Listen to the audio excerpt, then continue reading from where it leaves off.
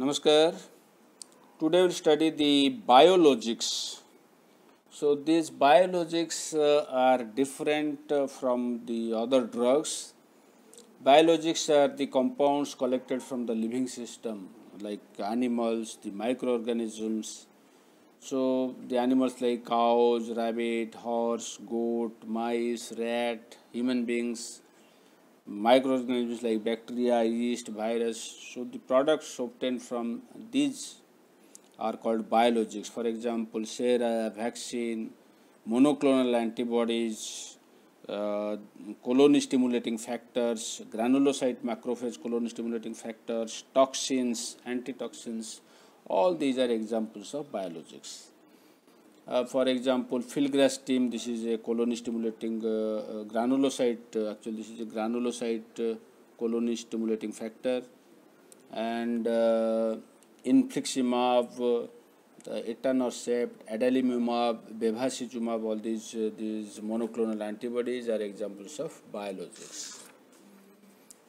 So these biologics, if we discuss the characteristics of these biologics, they are large in size. Molecular size is around 150,000 Dalton, and they have multiple mechanism. So whereas the other drugs, the smaller molecules have specific mechanism. The biologics have the multiple mechanism. They have the complex structure with potential variants. So there is every chance of variation. So there are potential variants because they have the complex structure, and they may be natural or it can be engineered. And because of this, this is expensive. However, the profit margin is high.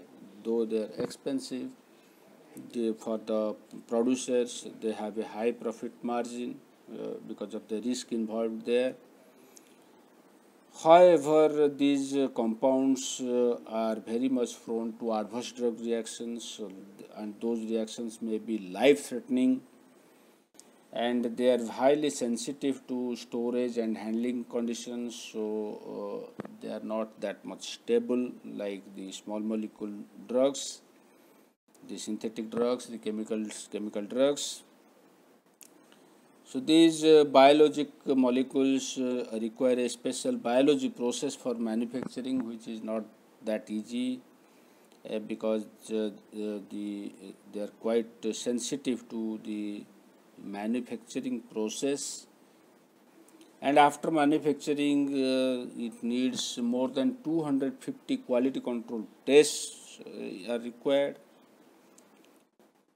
and they have multiple mechanism. And if you see the dose response curve, it will not be linear, whereas in case of say small molecules we have a linear dose response curve, but this is not non-linear in case of biologics. And since they have a complex structure, it is difficult to characterize, whereas for small molecules we can characterize them by using spectroscopy and other methods, and we can say this is the structure, but here it is difficult to characterize. So like for small molecules we have generics. For biologics, the generics are called as biosimilars. So biosimilars are also known as biogenerics or follow-on biologics or subsequent entry biologics. So there is one innovator or original biologic or original product which is officially approved, and after 20 years of patent, so once the patent expires, other manufacturers, the follow-on manufacturers, can prepare the approved versions of the innovator biologic. So those similar versions, they can be similar, they cannot be identical like generics. The generics are identical of the innovator product, whereas these biosimilars are not identical but similar. And why they are not identical? because the follow-on manufacturers, those manufacturers which will follow the original product or original biologic, have no access of the originator's molecular clone. They have no access of the original cell bank. They have no access of the exact fermentation and purification process. They have no access of the active drug substance. And again, this active drug substance is complex one. So this cannot be substituted for the original product. Whereas in case of generics, we can use any other substitute. Whereas in case of biosimilar, a biosimilar cannot be substituted for the original product. So let us see. Suppose the biologic is filgrastim, which is a granulocyte colony stimulating factor. The innovator product is Neupogen. It is usually used to replace the neutrophils used in case of neutropenia. So name the innovator product is Neupogen. And the biosimilar products are Jarixo, Nivestim, Granex, and they are actually filgrastim SNDZ is Jarixo, filgrastim AAFI is Nivestim, TBO filgrastim is Granex. So they are the variants of that innovator product filgrastim. And similarly, we can have infliximab. The innovator product is Remicade. The biosimilar products are Inflectra, Renflexis. Etanercept, the innovator product is Enbrel. The biosimilar product is Irelgi, Eticovo. The biologic is Adalimumab. Innovator product is Humira.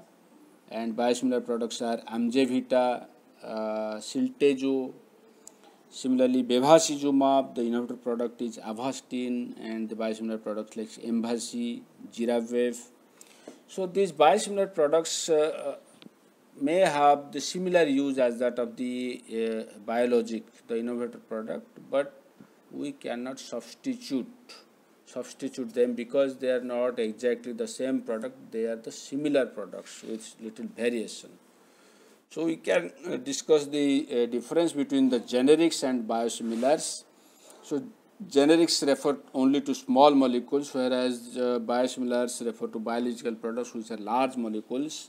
For example, paracetamol is the generic, and it has names like Calpol, Crocin, and similarly aspirin is the generic. The brand name is Disprin. Whereas biosimilars, for example, filgrastim, the innovator product, the original product is Neupogen. Then subsequently other manufacturers have prepared, and all those are called biosimilars. So filgrastim SNDZ is the brand name is Jarixo. Filgrastim AAFI is brand name is Nivestim. TBO filgrastim, that is brand name is Granex. These are all biosimilars of filgrastim. The size of generics is less than 150 Dalton, the molecular weight, whereas the molecular weight of biosimilars is around 150,000 Dalton, so the size is large. And since the chemical structure is same chemical structure, easy to characterize for generics, whereas biosimilars, they have complex structures with potential variations. We can see the variations here, so it is difficult to characterize. And since the same chemical structure, we can prepare the identical copy of the innovator product, and the process of manufacturing is also predictable. But in this case, because of the complex structure with potential variations, we can prepare a similar copy, not the identical copy. And again, the manufacturing process is not predictable. It needs a specialized biologic process. Here we have a predictable chemical process, whereas in biosimilars we need a specialized biologic process.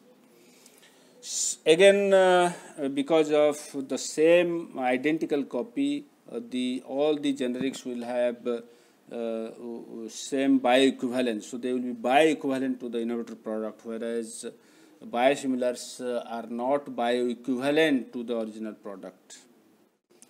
And if we see the stability, all the generics will be relatively stable. They have less sensitive manufacturing process, but for biosimilars, for these biologics, the manufacturing process is quite sensitive. They are sensitive to storage and handling conditions, so they are not that stable. Quality control tests, if we see, it will be less than 50 for generics and more than 250 for biosimilars or biologics. Approval requirement, small clinical trial will be okay, but for biosimilars, because it has potential variants, large clinical trials are required. Because see, if already it is marketed and we are after the patent period expires, some other company wants to prepare a generic, then a small clinical trial will be okay. But here this will not be a small one, this will be a large clinical trial. Again, with the patients, it needs to be done. And FDA regulated by Food and Drug Administration under FDC Act, but for here the Public Health Services Act is applicable for biosimilars. And since it is a single molecule with known structure, the mechanism of action is specific. For example, say paracetamol, we know it is an inhibitor of cyclooxygenase, inhibits the prostaglandin synthesis. But here the mechanism of action is not specific, it is multiple mechanism of action. So the dose response curve, if you see, it will be linear one, the dose will be directly proportional to response, whereas this will be not linear in case of biosimilars. So dose response is non-linear. And in case of generics, more or less the side effects or adverse effects will be same as that of your innovator product, and usually they are few. But for biosimilars, there may be life-threatening adverse drug reactions. So overall, if we say, generics can be substituted for the original product or innovator product, but it is not true for biosimilars. For biosimilars, it cannot be substituted for the innovator product or original product. Thank you.